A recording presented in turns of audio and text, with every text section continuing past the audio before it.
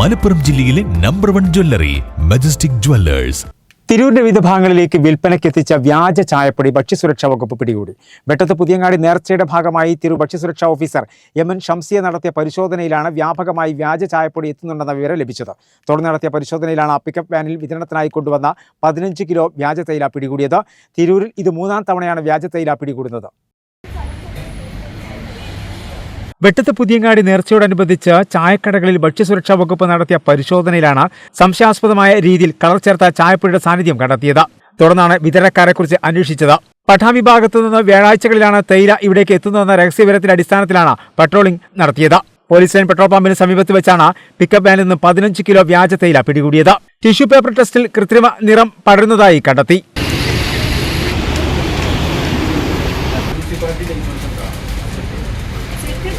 തിരുന്ന് ഇത് 3-ാം തവണയാണ് വ്യാജ തൈല പിടികൂടുന്നത്. ഭക്ഷ്യസുരക്ഷാ ഓഫീസർ MN ഷംസിയ പറഞ്ഞു.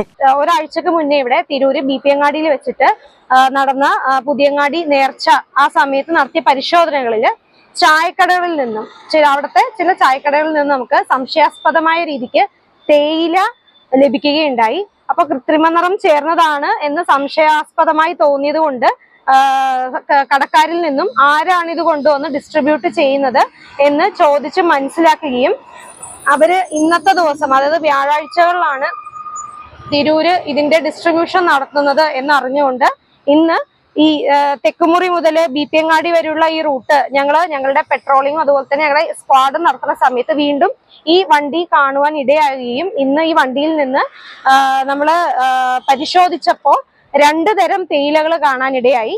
അപ്പോൾ രണ്ടും ഞങ്ങളുടെ പ്രഥമ ദൃഷ്ട്യാ ഉള്ള ഞങ്ങളുടെ പ്ലാറ്റ്ഫോം ടെസ്റ്റുകൾ ചെയ്ത് നോക്കിയപ്പോൾ ടിഷ്യൂ പേപ്പർ ടെസ്റ്റില് ഒരെണ്ണത്തിൽ നിന്നും കൃത്രിമ നിറം ഈ ടിഷ്യൂ പേപ്പറിൽ പടരുന്നതായിട്ട് കണ്ടെത്തി. ഇതിന്റെ അടിസ്ഥാനത്തിൽ സാമ്പിൾ എടുത്ത് ലാബിലേക്ക് പരിശോധനയ്ക്ക് അയക്കുന്നുണ്ട്. ബാക്കിയുള്ള സ്റ്റോക്ക് ഇവിടുന്ന് കോൺഫിസ്കേറ്റ് ചെയ്ത് ഞങ്ങളുടെ കസ്റ്റഡിയിൽ വെച്ചിട്ടുണ്ട്. Malappuram food safety assistant commissioner P. Sujith പെരേരയുടെ നിർദ്ദേശപ്രകാരം തിരു ഭക്ഷ്യസുരക്ഷാ officer MN Shamsiya, Kottakkal Tavanur food safety officer U. Deepthi, Bibin, ഒലിൽ മുഹമ്മദ് അലി എന്നിവരുടെ നേതൃത്വത്തിലാണ് പരിശോധന നടത്തിയത്. എല്ലാ ഭക്ഷ്യോൽപ്പന്നങ്ങളിലും പരിശോധന കർശനമാക്കുമെന്ന് ഭക്ഷ്യസുരക്ഷാ ഓഫീസർ MN ഷംസിയ പറഞ്ഞു. എല്ലാ ഭക്ഷ്യവസ്തുക്കളിലും പരിശോധന കർശനമായി തന്നെ തുടരുന്നുണ്ട്.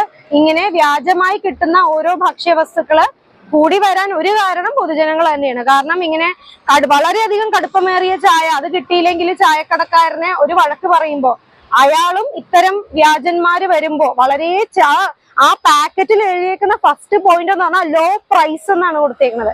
അപ്പൊ ഇങ്ങനെ ചെറിയ വിലയ്ക്ക് ഇങ്ങനെ വ്യാജമായ തേയിലകൾ ലഭിക്കുമ്പോൾ അവരും നിർബന്ധിതരാവുകയാണ് അഡൾട്രേഷന്. അപ്പോ തേയില വാങ്ങിക്കുമ്പോൾ ഇപ്പോ അതിന് പ്ലാറ്റ്ഫോം ടെസ്റ്റുകൾ കാണിച്ചു തരാം. നമുക്ക് തന്നെ ഒരു ഗ്ലാസ്സിൽ ആ തേയിലെന്ന് വന്ന കളറാണ് എന്റെ ഈ കയ്യില് പറ്റിയേക്കണത്. വെറും ഒരു ചായപ്പൊടി ടെസ്റ്റ് ചെയ്തപ്പോ കിട്ടിയ കളറാണിത്.